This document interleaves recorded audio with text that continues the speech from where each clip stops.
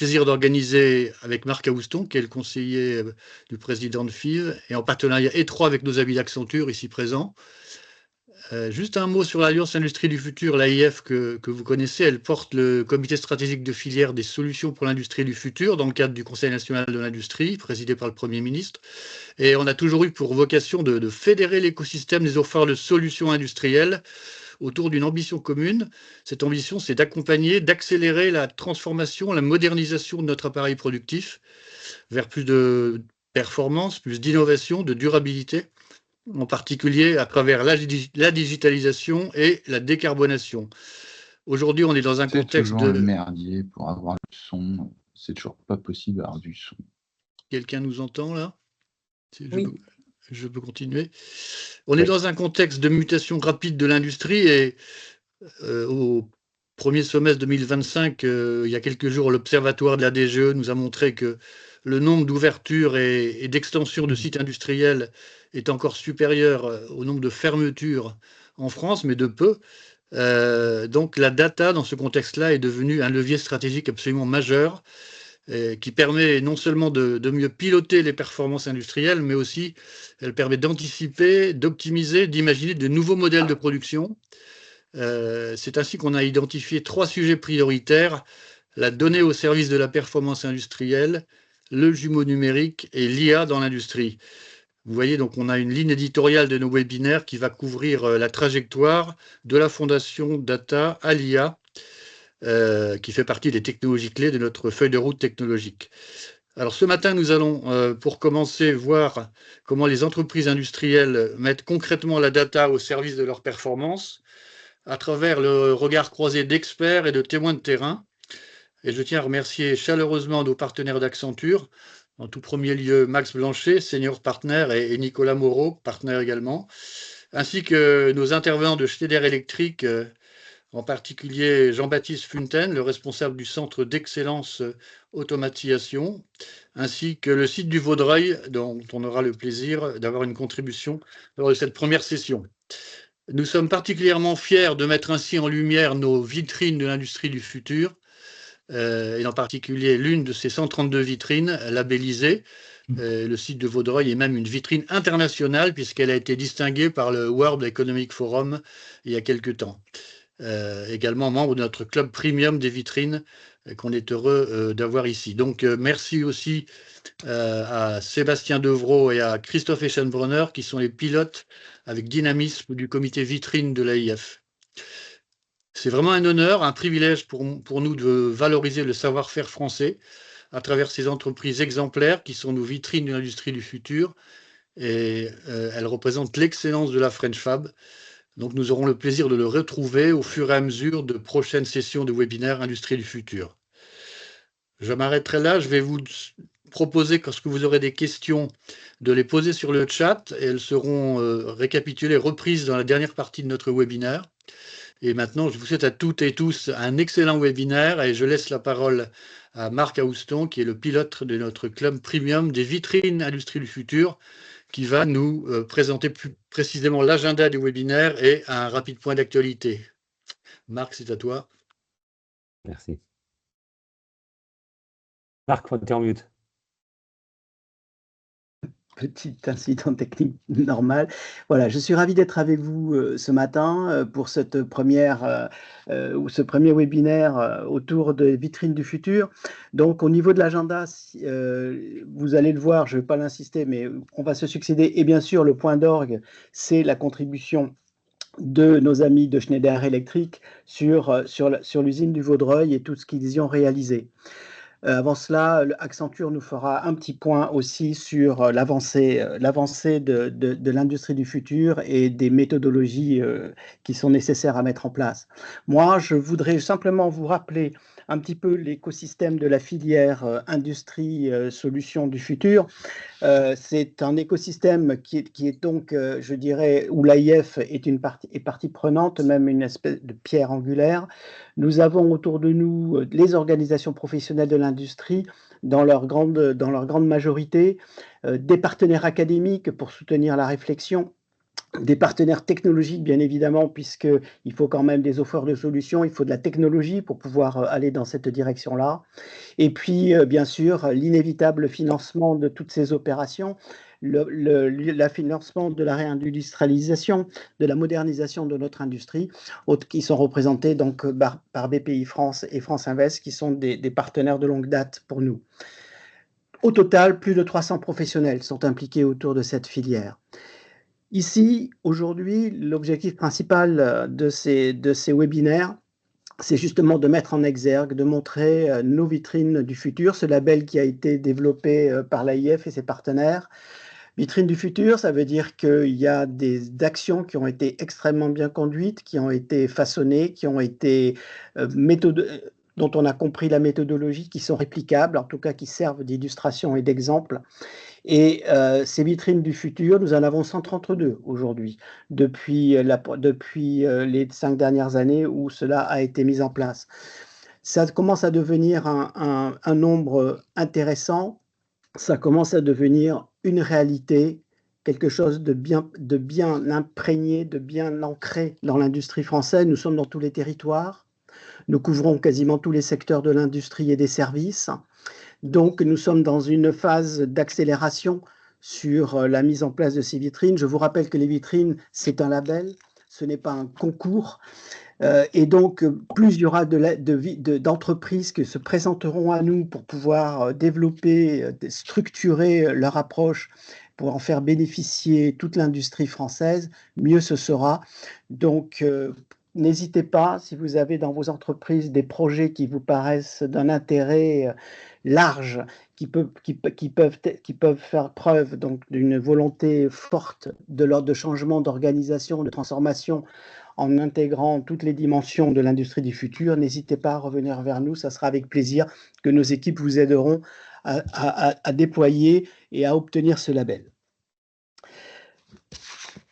Très rapidement, l'objectif du Club Premium, c'est un objectif qui est un objectif sur 3 piliers. D'abord, valoriser et soutenir les vitrines industrie du futur. Ça, c'est fondamental.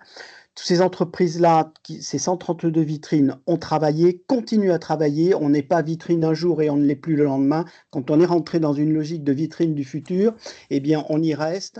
Les actions continuent, les déploiements technologiques et managériaux se poursuivent. Il est donc très important d'animer, de faire vivre cela et de faire en sorte que toutes ces vitrines soient correctement valorisées sur des aspects communication, marketing, mais aussi sur des aspects d'exemplarité à suivre. Deuxième pilier, développer les échanges et les bonnes pratiques. Eh bien oui, c'est la forme d'un club, c'est-à-dire qu'on est suffisamment nombreux et on le sera de plus en plus pour pouvoir partager dans des structures et dans des organisations dédiées. Nous pourrons partager et parler du concret, parler des difficultés, parce qu'il y en a toujours pour mettre en place les plans de transformation des entreprises. Donc, c'est en partageant, c'est en apprenant des autres que l'on pourra faire vite, l'idée étant que le club vitrine soit une forme d'accélérateur, pas incubateur, parce que les choses sont réelles, elles existent, donc plutôt un élément catalyseur et accélérateur de la progression de notre tissu industriel vers les technologies du futur. Et enfin, le troisième niveau, c'est créer un réseau d'industriels innovants, motivés, qui deviennent des témoins. Et pour ça, nous commençons à avoir quelques exemples.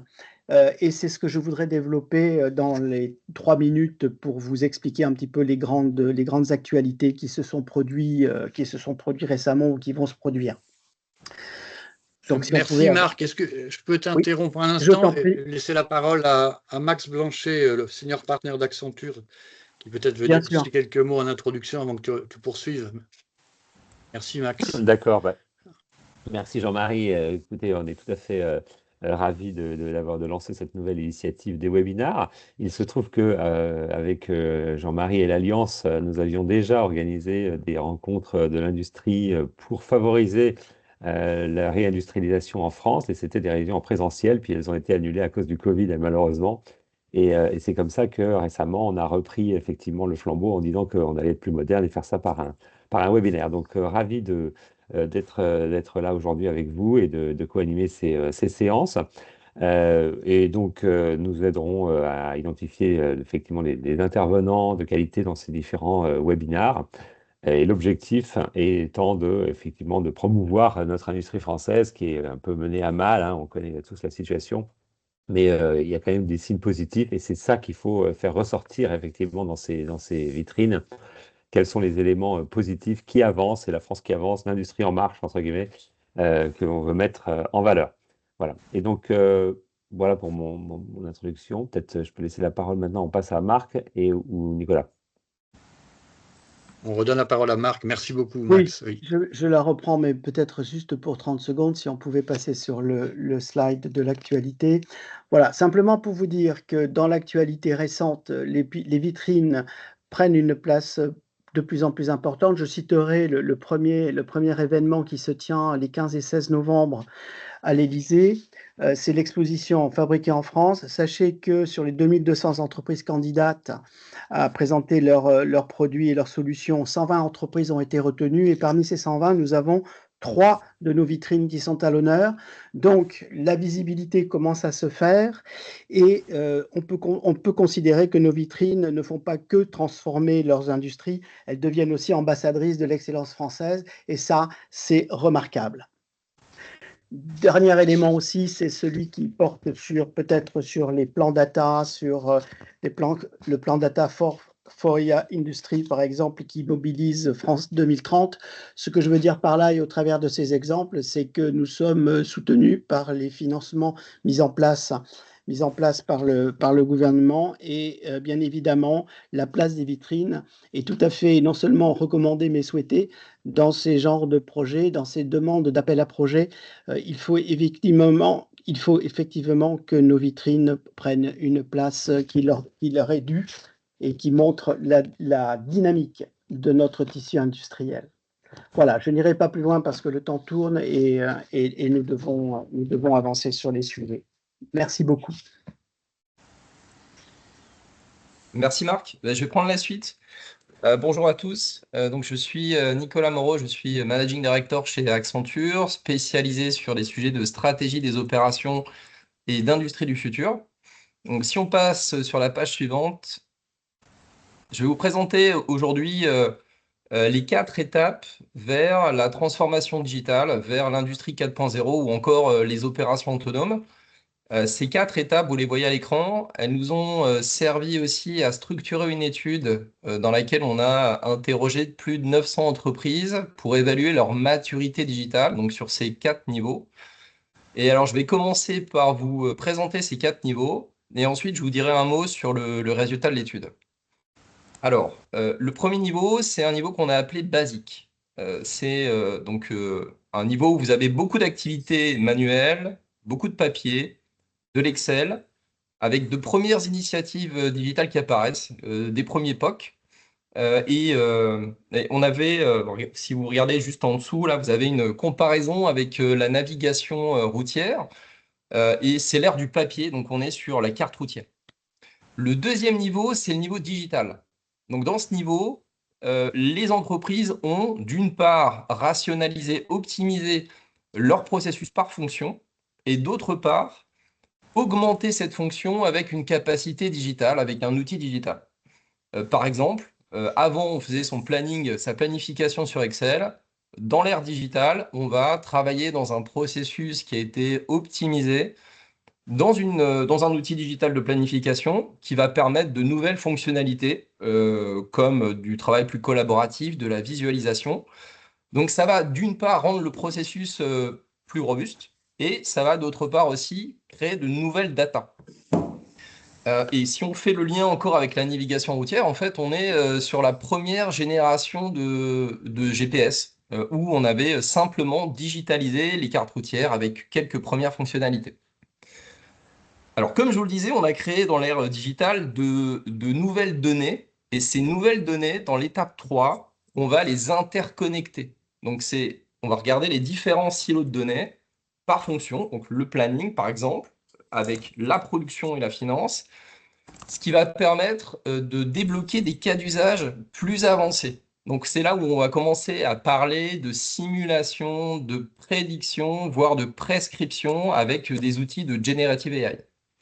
Et si je continue à filer un peu ma métaphore sur la navigation routière, on est sur les applications de navigation que vous avez sur vos téléphones portables, en fait, où on va avoir d'une part la digitalisation de la cartographie routière et d'autre part d'autres informations qui vont venir d'autres environnements, comme le trafic routier, qui vont vous permettre d'avoir accès à des simulations de trajets que vous allez pouvoir choisir.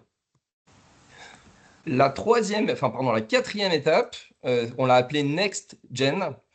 C'est l'étape où, en plus de ce que je viens de vous décrire, l'entreprise a pu mettre en place une intelligence artificielle qui va analyser en temps réel l'ensemble des données sur un périmètre spécifique, qui peut être par exemple le périmètre d'une usine, pour optimiser en continu et répondre finalement à un objectif de performance qui aurait été fixé. Et de ce fait, on va venir augmenter les équipes avec des nouvelles solutions qui vont leur pousser des recommandations pour optimiser les performances de l'usine, ou voire même de façon plus large entre les différentes usines. Et si on continue sur la métaphore routière, on est sur la voiture autonome. Alors, un mot sur les résultats de cette étude. Vous voyez à l'écran, il y a 3 points. Donc, si on revient, Aurélie, merci. Il y a 3 points, et ensuite je passerai la main à l'équipe Schneider. Vous avez les résultats donc, de cette étude sur une base de plus de 900 entreprises. En médiane, on retrouve une note de 16 qui positionne finalement la médiane au milieu de l'étape 2. Si on regarde le groupe qui est le plus en retard, donc le percentile que vous voyez à gauche, ils sont au début du digital. Et le groupe le plus en avance se situe plutôt au début du 3e niveau. Donc ce qu'on peut constater, c'est qu'il y a encore beaucoup de chemin à faire. Cependant, ce qu'on a aussi identifié dans le cadre de l'étude, c'est que quel que soit le secteur industriel sur lequel on s'est penché, on a identifié des champions qui ont investi et qui sont aujourd'hui en avance. On les retrouve dans le groupe 3, voire dans le groupe 4. Voilà, donc c'était le constat que je voulais faire. Et je vais laisser la parole maintenant à l'équipe Schneider qui va pouvoir illustrer de façon encore plus concrète ces concepts à travers le cas Le Vaudreuil. Bonjour à tous. Merci d'abord à l'AIF pour l'opportunité de partage autour de ce thème de la donnée, un thème qui est au cœur des opportunités d'amélioration de la performance dans nos industries, performance économique, performance durable également, les deux étant totalement indissociables pour nous et plus que jamais avec la naissance de notre nouveau programme d'entreprise qui est en train de voir les jours là pour le début 2026. Donc rapidement, moi Virginie, donc j'ai un parcours dans l'entreprise, surtout dans la branche industrie, dans des activités de variation de vitesse et de tableaux d'automatisme de distribution électrique en France et en Europe. Et depuis 2018, donc j'ai intégré la supply chain de Schneider Electric. Et je suis plus particulièrement basée au Vaudreuil avec un rôle qui a évolué, mais centré sur l'accompagnement à la transformation, un rôle de lien finalement entre le terrain et nos fonctions centrales pour que notre projet de transformation soit toujours porteur de sens et d'efficacité pour tout le monde et pour les gens qui travaillent en production en particulier. Et un rôle également dans des projets Sustainability Résilience, axés autour de 3 sujets, donc la circularité sur les matériaux critiques, et pour le Vaudreuil, c'est essentiellement l'argent ou le cuivre, la réduction des déchets matières et l'amélioration de la valorisation de nos déchets, et l'innovation pour diminuer ou contourner au maximum l'usage de terres rares. Et pour tous ces sujets, la donnée, elle est clé. Et sans données, en fait, on n'avance pas. La bonne structuration de nos données, c'est ce qui va nous permettre de gagner du temps, de connecter les bonnes interfaces pour accélérer les projets, accélérer l'innovation et améliorer notre compétitivité. On veut poursuivre plus que jamais en 2026 sur tous ces aspects. poursuivre notre aventure de transformation industrielle au sein de nos usines, mais aussi en arrivant à convaincre, à embarquer tout notre écosystème de clients pour aller vers plus d'automatisation, de gestion de l'énergie, de digitalisation pour améliorer la compétitivité globale de nos industries dans un monde, on le sait tous, qui est plutôt incertain. Si on peut passer au slide suivant, Aurélie, s'il te plaît. Simplement quelques mots sur Schneider, et vous allez comprendre pourquoi je repasse par tout ça. On est environ 150 000 personnes, 38 milliards d'euros de chiffre d'affaires, concentrés sur notre rôle de, comme Olivier Blum le dit, de Global Energy Technology Leader. Donc à travers l'électrification, l'automatisation et la digitalisation qui intervient de façon transverse à ces deux grands domaines pour plus d'efficacité, plus de durabilité.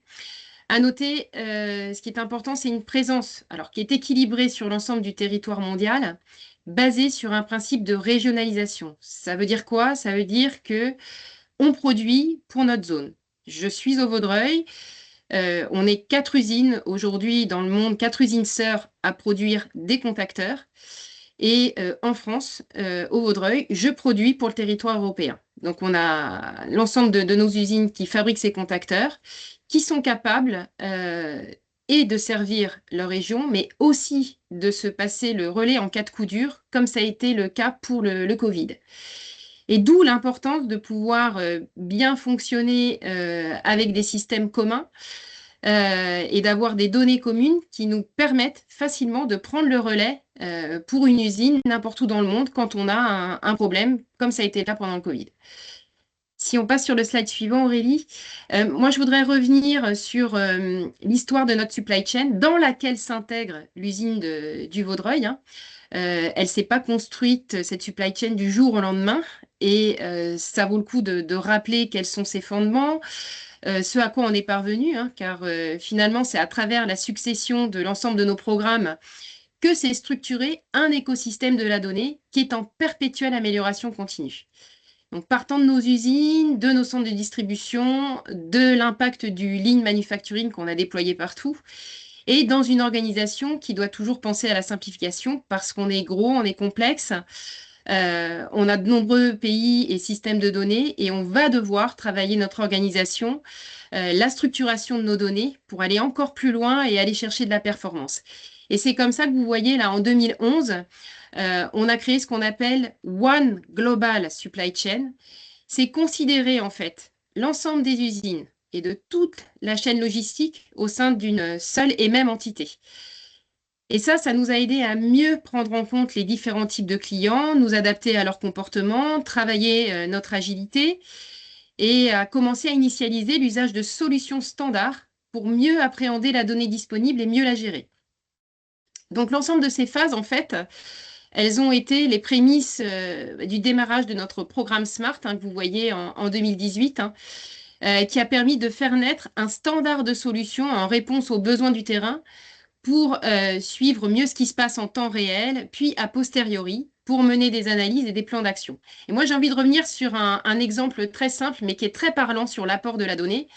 C'est la mise en place de notre MES, qui est commun à toutes les usines, pour suivre la production sur tous les moyens, donc suivre en temps réel, pouvoir permettre à l'ensemble des collaborateurs de déclarer des alertes et de remonter en fait le tout dans un cycle d'animation à intervalles courts, qui fait partie de notre lean manufacturing, déployé partout dans toutes nos usines, et s'assurer que chacun des problèmes soit escaladé le plus rapidement possible et pris en compte de façon accélérée. Donc le MES, c'est un des premiers outils qu'on a déployé, je m'en rappelle très bien, en 2018. Et quelques années après, en fait, c'est un outil qui est devenu extrêmement puissant, dans lequel on est venu rajouter pas mal de briques qui nous permettent de corréler aussi différentes données et de les remonter et de les suivre soit en temps réel ou soit de les consolider pour en faire des analyses. C'est un grand chemin finalement qui a été parcouru depuis et à travers les programmes suivants, que vous voyez comme Strive et Impact, Impact étant notre programme actuel. Donc la donnée, sa visibilité, sa fiabilité, sa sécurisation et son exploitation à travers des systèmes digitaux qui évolue année après année, s'avère être un véritable levier de performance en fait pour nos usines.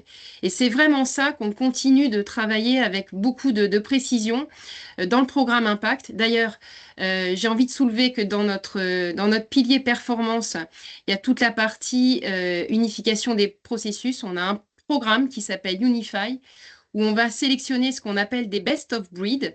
Ce sont des applications, des solutions qui sont validées et déployées en local par les sites, qui amènent une réelle performance, un vrai retour sur investissement, une véritable efficacité, et qui vont permettre une interconnexion beaucoup plus facile aux différents systèmes, et qui vont permettre la mise en place plus facilitée de tous nos systèmes d'intelligence artificielle.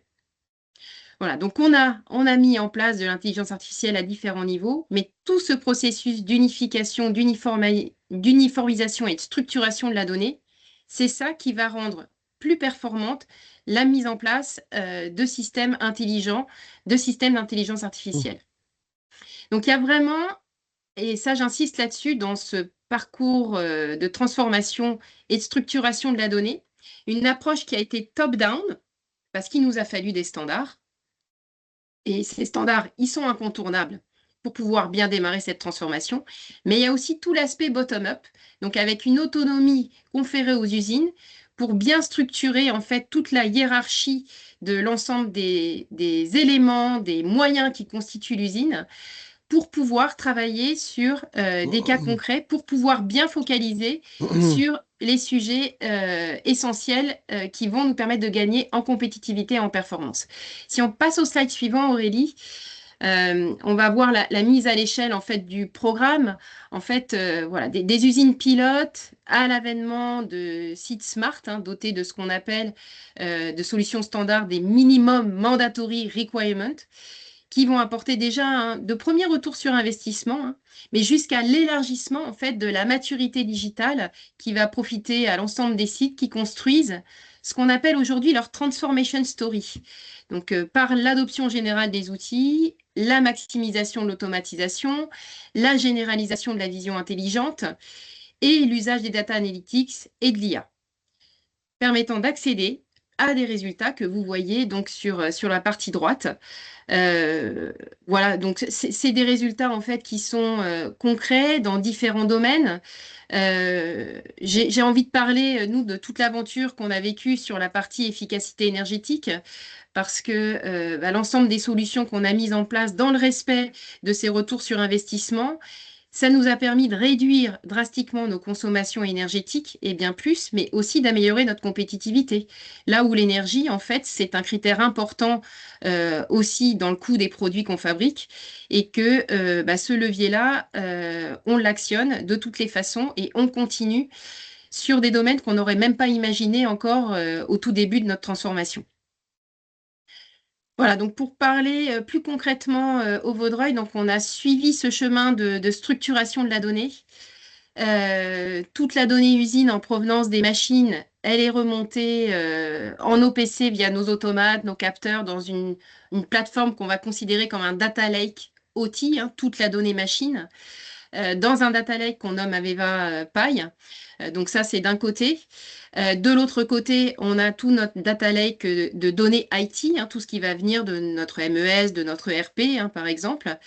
Et donc, l'ensemble de ces données va être totalement consolidé pour qu'on ait une source centrale consolidée pour la donnée à laquelle on peut s'interfacer, on peut se connecter avec nos différents outils digitaux.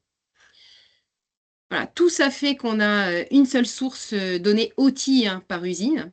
Donc le tout, comme je vous le disais juste précédemment, étant totalement hiérarchisé, de l'équipement de la machine au secteur, à l'entité géographique à laquelle on est rattaché. Donc le Vaudreuil est rattaché à une entité Supply Chain Europe. Donc tout est parfaitement structuré, et ça c'est quelque chose qu'il faut vraiment peser dans l'aventure de transformation, parce que toute cette structuration va permettre une bonne gestion de la donnée et va permettre d'aller beaucoup plus vite et d'être extrêmement efficace dans tous les plans d'action qu'on va mener. Voilà, donc cette hiérarchisation, ces moyens, secteur, usine, pays, et une connexion unique à la source centrale des données, permet de les rendre disponibles et permet voilà, la connexion facilitée en fait aux différents softwares qui vont nous aider à déployer de la performance dans nos sites. Voilà, je te passe la main, Jean-Baptiste, pour parler de cas d'usage particuliers. Bonjour à tous. Du coup, là, on va parler d'un cas d'usage. L'idée, c'est vraiment qu'on a cette approche-là chez Schneider Electric. On a une approche par les cas d'usage pour finalement justifier le déploiement de technologie avec un retour sur investissement. Virginie, vous parlez de technologie, par exemple, de data platform. Finalement, cette data platform, elle a un intérêt qui est très fort. Elle fait gagner des millions à certains clients. Et nous, chez Schneider, en fait, forcément, voilà, c'est une solution qu'on a rachetée et derrière, on a vu l'intérêt de la solution. Mais avant de la déployer, il y a eu tout un travail sur quel cas d'usage on peut adresser pour financer finalement le déploiement au niveau mondial de cette data platform. Et donc là, le cas d'usage dont je vais parler, c'est sur la détection d'anomalies de marquage laser. Et en fait, la problématique qu'on a, c'est qu'on fabrique des contacteurs à haute cadence. Virginie, je ne sais pas le nombre par jour, mais il est assez énorme, je ne l'ai jamais en tête. 50 000. Voilà, donc 50 000 contacteurs. Donc imaginez un problème sur le marquage laser. Les produits peuvent plus sortir, puisque le marquage laser, c'est ce que vous voyez sur la façade des contacteurs. Donc NO, NC et puis le QR code. Donc forcément, s'il y a un problème avec la machine, on va perdre une capacité de production. Donc là, le retour sur investissement est très fort, puisque finalement, on peut connecter ces lasers, on peut analyser la donnée, et derrière, quand il y a des détections de dérives, on peut planifier potentiellement la maintenance quand il y a des chiffres, donc il y a des équipes qui changent, ou quand il y a des arrêts prévus pour faire des changements de pièces, etc. Donc finalement, on réduit fortement le temps rouge qui était amené par des problèmes de maintenance non anticipés. Ça a engendré aussi beaucoup de stress, Virginie, je crois, au Vaudreuil, quand il y avait des machines comme ça qui étaient arrêtées. Et c'est là, en fait, je te laisse, ouais, vas-y. Ben, oui, en fait, ça nous met en difficulté, en particulier sur ces machines-là. Et c'est là où on a vu en fait tout l'apport de l'architecture de données qui a été mise en place pour mieux contrôler ces moyens et intervenir à temps pour pas se retrouver en difficulté. Donc ça c'est un cas d'usage extrêmement important pour le Vaudreuil, pour ne pas mettre la production en difficulté. Et du coup, en fait, ce qui est intéressant ici, c'est qu'on avait des machines, on était un peu dans le noir parce qu'elles étaient autonomes, non connectées. Euh, la capacité de les connecter était assez simple, c'est des machines assez standards. Donc, en fait, finalement, la structure de données à récupérer, le protocole, etc., la complexité, elle était faible. Et par contre, l'apport, l'impact, finalement, au niveau de l'usine était assez élevé. Et en plus, quand vous voyez donc le périmètre, on est sur l'ensemble des lasers qui sont standards dans notre supply chain, donc global supply chain, puisqu'on standardise quand même nos fournisseurs. Et du coup, en fait, ce cas d'usage, il représente 120 lasers sur 14 sites dans le monde. Donc finalement, on utilise un cas d'usage qui va être déployé, entre guillemets, au niveau mondial. Et derrière, on capitalise sur un pilote qui est fait en standardisant le modèle de données qui est géré au global. Et ça, je vais vous en parler juste après. Cette capacité de gérer finalement globalement avec les différentes clusters, donc Europe, Asie et US chez Schneider, pour derrière déployer massivement ces applications qui vont se connecter de façon plug and play à nos modèles de données. Et ça, c'est la slide juste après. Donc sur la gauche, voilà, on rentre un peu plus dans la technique sur la gauche. En fait, vous avez la représentation de l'usine. Donc là, vous avez par exemple le cluster, donc Europe. Vous avez la même chose voilà, sur les deux autres plaques géographiques du monde, puisqu'on a 200 usines au niveau mondial chez Schneider. Et en fait, on a standardisé comment on modélise finalement une usine chez Schneider. On n'a rien à inventer, c'est basé sur des normes. Et derrière, on a la même chose au niveau des lignes, des équipements, etc. de production. Par exemple, au Vaudreuil, c'est des lignes en U, c'est du manufacturing. Donc, on a en général différentes machines qui composent chaque ligne. Et l'idée, c'est vraiment d'aller voilà, jusqu'à l'équipement qui compose chaque machine de chaque ligne. Et ça, finalement, cette capacité de standardiser cette partie-là va nous permettre de déployer les applications qui vont être au plus haut niveau. Donc finalement, Prochain arrêt, Gaspolsheim. les screenshots que vous avez, désactiver le micro, c'est bon. Les screenshots que vous avez sur la droite, c'est ce que vous avez derrière moi, et ça, c'est disponible. Hein, c'est vraiment un centre c'est le centre unifié pour avoir les bonnes informations. Et donc ça, c'est la solution AVEVAPI où on va déployer finalement des applications. Donc là, c'est la détection d'anomalies, mais aussi des dashboarding. Comme ça, sur le terrain, ils peuvent aussi analyser. Donc, on met à disposition directement, quand on collecte des données visuellement, parce que sur le terrain, c'est bien de déployer des technos, mais il faut aussi leur faire des feedbacks pour qu'ils aient la donnée et pas que les alertes. Parce qu'en fait, ce qui est important aussi dans la donnée, c'est qu'elle soit de qualité. Donc, en ayant au quotidien la visu sur les données de la production, de la maintenance, etc., ils peuvent aussi aller faire des checks si jamais il y a des problèmes de data qui sont non communiqués ou qui sont aberrantes. Et le screenshot en haut à droite, c'est justement la capacité de détecter les dérives. Donc là, c'est plutôt de la maintenance avancée, de l'analytics, qui est fait de façon automatique.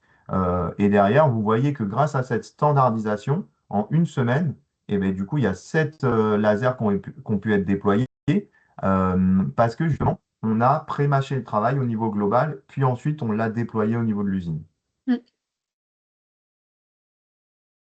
Et donc ça, c'est un peu notre organisation. Donc, c'est ce que vous avez sur la droite. Chez Schneider, en fait, il y a une autonomie des sites. Hein. Il y a des experts sur site sur la partie informatique, sur la partie automatisme. Mais en fait, il y a aussi des experts au niveau global qui sont en capacité, via leur expertise, que ça soit énergétique, maintenance, etc., lean, d'aller sur site, de faire des audits pour déployer justement préconiser de déployer les bons cas d'usage. Et derrière aussi, il y a tout ce qui est gouvernance, déploiement des applications. Par exemple, sur les lasers, ce n'est pas l'usine du Vaudreuil qui va déployer l'application alors qu'elle est pour 14 sites dans le monde. Donc ça, c'est fait au niveau global avec potentiellement des partenaires. Et par contre, derrière, ce qui est important, c'est de gérer au niveau global ces applications, mais aussi cette structure de données dont je parlais. Et là, il y a un outil qui a été déployé au niveau global, donc qui s'appelle en anglais Plant Equipment Hierarchy, donc la hiérarchie des équipements de l'usine. Et du coup, là, c'est ce que je disais juste avant, vous avez l'ensemble de l'équipement jusqu'à la région pour pouvoir standardiser et dupliquer finalement les architectures que vous avez sur la gauche. Donc la gauche, concrètement, c'est au plus bas des niveaux, vous avez les machines. Donc là, je vous ai mis les machines laser, mais ça peut être d'autres machines.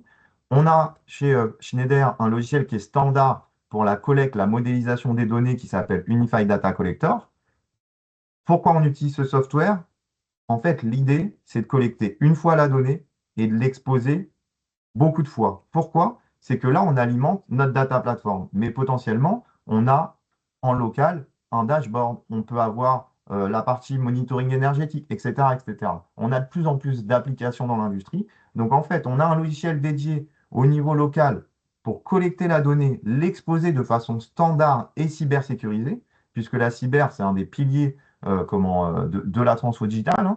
Hein. Donc là, on est sur des protocoles standards OPC-UA qui permettent d'avoir justement cette structuration de données et la cybersécurité. Et ensuite, ces modèles de données permettent d'alimenter facilement les applications qui sont dans notre plateforme de données. Donc ici, AVEVAPI, mais ça peut être d'autres plateformes. Hein. Et cette plateforme, comme disait Virginie, va corréler les données qui viennent du terrain et les données qui viennent du monde de l'informatique. Donc typiquement, si on parle de nom, vous avez voilà, tout ce qui est MES, SAP, GMAO, et sur le terrain, du coup, les données de production, et souvent, c'est des protocoles justement pas forcément très sécurisés. Donc c'est pour ça qu'on a via ce déploiement, géré ça. Et juste pour la petite histoire, donc là, on est chez Schneider, mais si je vous parle d'autres clients, AVEVAPI est la solution qui est déployée au niveau mondial chez des clients comme Michelin, Total Energy, Engie, ArcelorMittal. Et en fait, ils ont des gains énormes sur l'optimisation de process qui sont consommateurs, sur la décarbonation, sur la capacité de monitorer la production au niveau mondial. Et pareil au niveau de Unified Data Collector, on a commencé le projet en 2017 avec Renault. Et là, on couvre 23 usines, plus de 18 000 assets, uniquement avec 70 modèles de données. Donc finalement, la gouvernance que vous avez à droite, ce qu'on déploie voilà, depuis quelques années chez Schneider, Renault a été vraiment un early adopter, on va dire, sur cette partie-là, puisqu'ils ont utilisé les prémices des technologies autour d'OPCUA pour standardiser leur collecte de données au niveau mondial. Et derrière, vous entendez parler de métaverse industriel, de choses comme ça. En fait, on ne pourra pas avoir le traitement de données massif, tous les usages de l'intelligence artificielle, si on n'a pas ce squelette. Et ce squelette, finalement, c'est la gouvernance, la collecte et la structure de ces données-là. Je me permets de rebondir sur ce que tu dis, Jean-Baptiste, parce que c'est tellement vrai. Nous, on a déployé, pour ceux qui ont eu l'occasion de traverser le site du Vaudreuil, des systèmes d'intelligence artificielle. On a développé notre performance, mais là, on sent qu'on est en train de passer un nouveau cap, justement avec tout ce parcours de structuration de la donnée, la mise en place de notre Plant Equipment Hierarchy, toute la structuration UDC, Aveva Paille, etc. Là, on est en train de voir à quel point tout ce travail qui est basique, quelque part, et aussi fondamental, ça va nous permettre de franchir de nouveaux caps. Et on est en plein là-dedans. Pour ceux qui auront l'occasion de traverser, on a travaillé certains use cases en production et qui viennent toucher directement nos collaborateurs, où là vraiment, ils voient toute l'essence de la data. Donc le message fort qu'on répète à tous nos clients, toutes les personnes qui vont traverser nos sites, c'est travailler ces fondamentaux de structuration des bases de données, de fiabilité, de sécurisation de la donnée, parce que c'est ça qui va vous amener de la compétitivité et de la performance sur la suite. Et du coup, merci Virginie, tu as fait l'introduction pour notre dernière slide. C'est vraiment, voilà, Schneider Electric, on est un industriel français, on a plus de 200 usines dans le monde. Et en fait, voilà, notre mindset, c'est aussi de partager avec l'ensemble des acteurs qui ont des usines en France et dans le monde, ce qu'on a déployé finalement au sein de Schneider, que ça soit la partie cybersécurité, la partie optimisation, donc via le Lean, la partie infrastructure, la transfo digitale, la partie efficacité énergétique. Donc, on capitalise finalement sur ce qu'on fait chez nous et on le met au service de nos clients. Et Virginie peut en parler, il y a des milliers de clients qui sont passés au Vaudreuil pour comprendre comment une usine des années 80, de mémoire, 70, je ne sais plus, 75. 75, peut être autant digitalisée que le Vaudreuil et vitrine industrie du futur. Les technologies peuvent se déployer sur des machines, sur des process qui sont anciens. Faut juste avoir cette approche, cas d'usage, vraiment sans ROI, il n'y aura pas de viabilité à un déploiement de transfo digital. Et c'est là où en fait, il faut capitaliser sur ce qui a été fait chez d'autres industriels. Et du coup, les partenariats sont stratégiques pour capitaliser sur le savoir. Tout à fait. Niveau timing, je pense que voilà. On est juste bien. Pas cette question.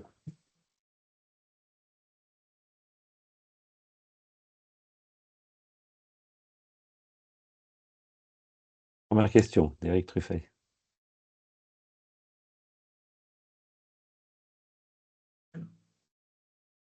Allez-y, Eric, je vous ouvre votre micro.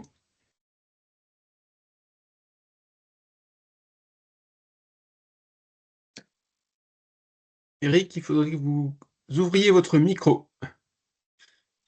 Oui, merci pour votre présentation vraiment très pratique et intéressante. Et je voudrais rajouter des choses où effectivement vous avez parfaitement compris la problématique. C'est d'arriver à structurer la totalité de la donnée. Et moi, je vais aller un peu plus loin. C'est au-delà de la donnée, c'est l'ensemble de l'entreprise qu'il faut arriver à modéliser, à la considérer comme un système composé de sous-systèmes. Et à partir du moment qu'on a cette vision-là, on va pouvoir structurer les équipements, bien sûr, mais il n'y a pas que ça. Il faut structurer le logiciel, il faut structurer l'organisation, il faut structurer les bâtiments. Et tout ça, on peut le faire. Et justement, Max me connaît. Le langage dont je t'avais parlé à l'époque, donc aujourd'hui, on a réussi à le faire. C'est-à-dire que votre usine du Vaudreuil, je la connais, en modélisant l'ensemble de l'entreprise hein, du Vaudreuil, comme si c'était un système, avec identification de tous les flux, eh bien, ça devient encore plus simple, et surtout pour vos clients. Parce qu'aujourd'hui, moi qui suis aujourd'hui responsable industrialisation de lignes de production de prothèses auditives, la, sans cette capacité de modélisation de toute l'usine, telle qu'elle est, sans parler numérique encore, eh ben, c'est difficile. Donc aujourd'hui, je l'enseigne. Je vais l'enseigner notamment à l'Institut X Télécom et à l'ESIA. Là, ce que vous apportez, c'est vraiment la preuve. Donc, pour structurer en fait cette démarche que vous avez eue au sein de Schneider Electric et de pouvoir appliquer les modèles d'IA, eh ben, il faut identifier tous les systèmes, ce qui est consommé, ce qui est produit. Et une fois qu'on a fait ça, ça devient un jeu d'enfant de pouvoir ressortir des éléments qui, au passage, je tiens à préciser, l'IA, je pense à ChatGPT, n'est pas forcément fait, les algorithmes ne sont pas faits pour traiter de la donnée, pour identifier par exemple des facteurs clés. Les moteurs d'IA classiques ne sont pas faits pour ça. Donc aujourd'hui, ce sont d'autres moteurs mathématiques, mais qui sont donc tout est lié, mais la base, c'est d'arriver à modéliser, structurer tous les flux. Et donc merci de ces éléments-là. Grâce à vos éléments, bah voilà, on va pouvoir faire avancer, notamment moi c'est bon, je sais, mais mes auditeurs, mes élèves. Donc encore merci pour cette présentation. C'était plutôt une remarque qu'une question. Merci à vous pour vos commentaires et pour ce résumé on ne peut plus parlant.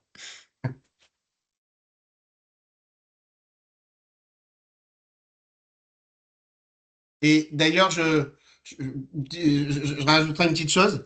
À l'époque, Une autre question concernant l'évolution vers le stade next-gen. Effectivement, à fort de voilà, toute cette infrastructure de données, de modèles, comment voyez-vous, si je comprends bien, à quel horizon de temps l'usage après, peut-être d'agents IA, de choses comme ça? Là, on est dedans. Alors, l'IA, on en a déployé. L'IA générative, là, aujourd'hui, dans le domaine de la production, on n'en a pas encore à proprement parler, mais on a les prémices. Et d'ailleurs, on se lie aussi à notre écosystème. À l'innovation aussi de nos laboratoires qui sont autour de nous en Normandie pour voir comment aussi ensemble on va pouvoir cranter sur ces sujets-là. Mais ce qu'on voit, et j'insiste vraiment, c'est que toute cette étape, en tout cas qu'on a passé à structurer et à interconnecter, mais ça permet de faciliter l'interconnexion avec tous les systèmes d'intelligence artificielle, de mieux gérer, par exemple, la prise en compte je vais citer un exemple très particulier qu'on est en train de vivre à l'heure actuelle et qu'on est en train de passer à l'échelle depuis l'expérience du Vaudreuil. C'est de prendre en compte la disponibilité des gens, la compétence au moment donné qui est disponible, les composants qui sont disponibles pour produire, de façon à corréler l'ensemble de ces informations pour mieux gérer le lancement de mes commandes. Donc j'ai ça d'un côté. Donc je vais gérer l'ensemble de ces informations-là pour accélérer et mieux gérer la prise en compte de mes commandes, donc aussi mieux livrer mes clients. Et en parallèle de ça, ce que j'apporte à mes collaborateurs, c'est un gain de temps dans tout le suivi de ce lancement des commandes parce que on a beaucoup d'entre vous ont aussi SAP. Ça peut être un nombre assez important d'interconnexions, de manipulations au sein de SAP. Et là, on est en train de drastiquement réduire le nombre de ces connexions, de ces manipulations par l'évolution de la maturité de nos systèmes digitaux. Donc avec toute l'intelligence artificielle qui est nécessaire aussi pour bien apprendre et bien prendre en compte l'ensemble de ces informations et accélérer la réalisation de nos commandes et la livraison à nos clients. Merci Virginie. Pour poursuivre aussi par rapport à la question de Maxime, donc qui effectivement à laquelle tu as partiellement répondu aussi Virginie, il nous demandait aussi quel est l'horizon de temps pour atteindre le niveau next-gen. Enfin, je pense que c'est pas forcément un horizon de temps, c'est plutôt un sujet de mise en place des fondations, et je pense que ça a été très bien illustré par le cas présenté par Schneider. Les fondations, ça va être la structuration de la donnée, la standardisation de la donnée, la mise en place de plateformes qui vont permettre de réconcilier les données qui viennent de l'environnement des systèmes et de l'environnement physique. C'est aussi un sujet d'organisation et de gouvernance. C'est comment on fait aussi évoluer les façons de travailler, comment on accompagne les équipes pour qu'elles soient en capacité d'adopter ces nouvelles solutions. Donc, ce sont tous ces fondamentaux finalement qu'il faut mettre en place et qui vont permettre d'aller vers ce niveau un peu plus mature dans l'industrie 4.0. Alors ensuite, on a une question de David qui demande s'il y a des limites quand une entreprise doit être agile, ce qui remet en cause la structure en permanence. Je pense surtout à des entreprises qui se développent vite. Je vois pas de blocage particulier dans le cadre d'une entreprise agile. Au contraire, le digital doit justement permettre de gagner en agilité. Donc, je pense pas que ça soit un sujet spécifique si on est dans une entreprise agile ou pas agile. Fabrice qui pose une question sur la démarche et le modèle AVEVA-PAI. Donc ça, c'est plutôt une question pour nos amis de Schneider. Donc, s'applique à des productions discrètes. Avez-vous des retours sur des productions de process? Donc, ça, c'est plutôt pour Jean-Baptiste et Virginie. Est-ce que vous avez des Oui, retours? j'ai commenté, du coup, il y a des gros acteurs qui ont fait des gains énormes sur la partie process. Quand j'ai parlé d'ArcelorMittal, c'était sur des fours de mémoire, donc gains énergétiques. Total Energy, il y a des retours d'expérience et vous les trouvez facilement. Vous mettez Total Energy AVEVA-PAI sur Google et vous allez voir qu'ils ont réduit leur empreinte carbone grâce à la data platform. Engie, au niveau mondial, ils ont même créé, donc il y a des écrans comme ça qui sont à la défense et qui monitorent l'ensemble de leur production au niveau mondial. Et en fait, tout ça, ça permet derrière de déployer, justement, quand on parlait de net génération, etc., Michelin utilise Dataiku plugué sur AVEVA-PAI pour faire de l'optimisation avancée, en fait. Donc, c'est vraiment une plateforme qui va exposer, structurer les données. Et derrière, il y a l'ensemble des technologies qui permettent de traiter des données avec des technologies IA ou pas. Il y a aussi du Power BI, il y a d'autres solutions. Et en fait, c'est ces technologies corrélées qui vont permettre d'adresser les cas d'usage qui ont été sélectionnés par les industriels. Et pour aller dans la continuité, Jean-Baptiste, rien que sur le site du Vaudreuil, en fait, on a différents types de fabrication. On a de la fabrication discrète avec l'assemblage des contacteurs, mais on fait des contacts. Et pour faire les contacts, en fait, on fait de la poudre d'argent. Donc, on a du génie chimique, donc du process continu. Et en fait, voilà, justement, je pense que l'usine du Vaudreuil, c'est le parfait exemple de l'usage d'une plateforme comme AVEVA, parce qu'on a différentes fabrications et que on a une solution qui est tout à fait compatible avec l'ensemble des fabrications qu'on a. Merci Virginie, merci Jean-Baptiste. Donc ensuite, Eric a une remarque sur la gouvernance dans la modélisation des données et l'importance du choix des outils à l'échelle d'un groupe. Je pense qu'à nouveau, c'était très bien illustré par Schneider sur le retour du cas de Vaudreuil. Ensuite, Kevin a une question sur le nombre d'années pour passer à la maturité suivante. Bon, à nouveau, je pense qu'on y a répondu à cette question. Je pense que on est plutôt sur un sujet de mise en place des fondations qu'un sujet de temps.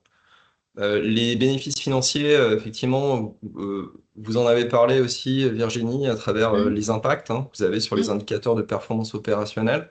Ce qu'on a pu, je peux peut-être ajouter que sur l'étude qu'on a réalisée chez Accenture, on a aussi identifié un impact moyen. Après, ça varie aussi en fonction des secteurs, en fonction de la maturité. Donc, c'est des chiffres à prendre de façon un peu globale, mais un impact de 4 points en termes d'operating income, donc de performance opérationnelle, à travers la mise en place de l'ensemble des solutions digitales sur une usine donnée.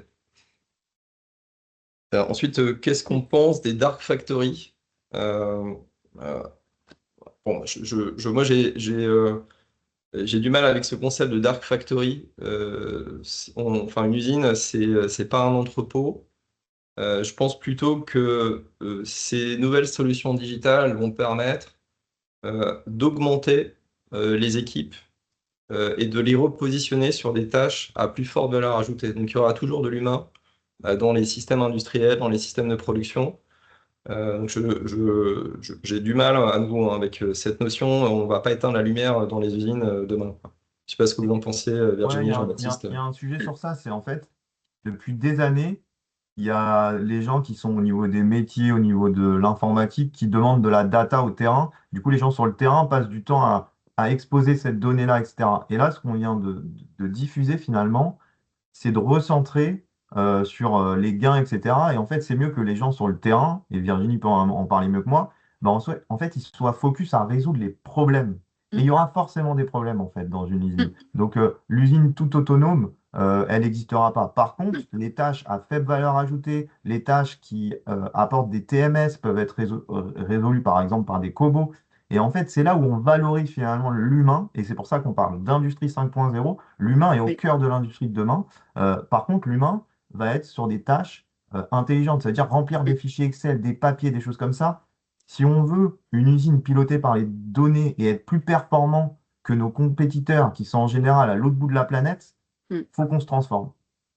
Absolument. J'ai envie de parler d'un cas en particulier qu'on vit au Vaudreuil et on généralise.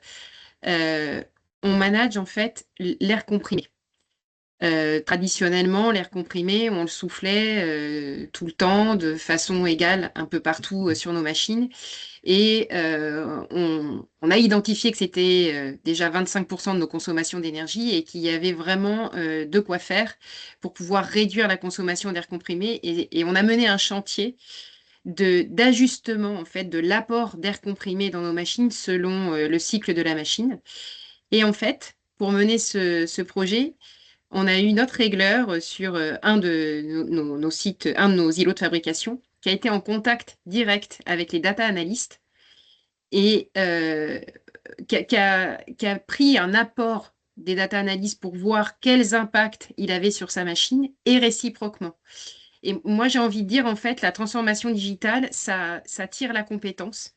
Ça amène aussi de la motivation, ça amène de la diversité pour les gens et ils voient leur métier aussi différemment. Et tous ces projets qu'on mène, en les mettant vraiment au cœur du sujet et en allant les chercher parce qu'ils ont une expérience inestimable et ce qu'ils vont transmettre, et vraiment la réunion de ces data analystes et de ce régleur, ça a été une expérience formidable. Et une expérience formidable au point où notre régleur, aujourd'hui, il est capable de parler de ce sujet-là, non seulement voilà, des gens qui peuvent traverser le site, hein, que ce soit de l'interne ou de l'externe, mais il en parle aussi à l'ensemble de ses collègues régleurs, un peu en mode formation, en mode un peu leader sur toute cette partie-là. Et c'est ça que ça permet d'amener la transformation digitale quand on la déploie en laissant vraiment l'humain au cœur du sujet, au cœur de l'avancement de cette transformation. C'est tout cet apport qu'on arrive et on lève la compétence. Donc les tâches à valeur ajoutée, à faible valeur ajoutée, en effet, la transformation permet de les diminuer, mais elle permet aussi d'avoir des belles histoires comme celle qu'on est en train de vivre là, avec des personnes qui vont se passionner sur ces sujets-là. Et j'ai même envie d'aller plus loin parce que cette personne en question, elle a un niveau d'anglais qui n'est pas extraordinaire. Elle m'a dit, moi Virginie, je veux en parler, je veux pouvoir en parler en anglais. Donc, on a travaillé ensemble. C'est pas un anglais parfait, mais il a eu l'envie, la motivation de se remettre à l'anglais et de travailler une forme de pitch pour pouvoir parler de ce sujet. Donc, sachons prendre en compte ces beaux exemples et déployons-les dans nos entreprises. Merci beaucoup, Virginie. Je pense que c'est un très bon mot de la fin. Je vais laisser peut-être Jean-Marie d'Anjou conclure. Merci à tous, merci à tous les animateurs, merci à tous les participants. Et je pense que les débats ont été très riches, beaucoup d'informations très utiles ont été échangées. Et donc, on tient notre créneau d'1 heure maximum. C'est la règle qu'on s'est fixée pour ne pas prendre trop de temps. Et on se donne rendez-vous. On a prévu un prochain webinaire le 10 décembre. Donc, ce sera même horaire, 8h30, 9h30. Et on vous souhaite à tous une excellente journée. On vous remercie encore de votre participation. À très bientôt. Au revoir. Merci beaucoup. Merci à tous. Au revoir. Au revoir, bonne Merci. journée. Merci, au revoir.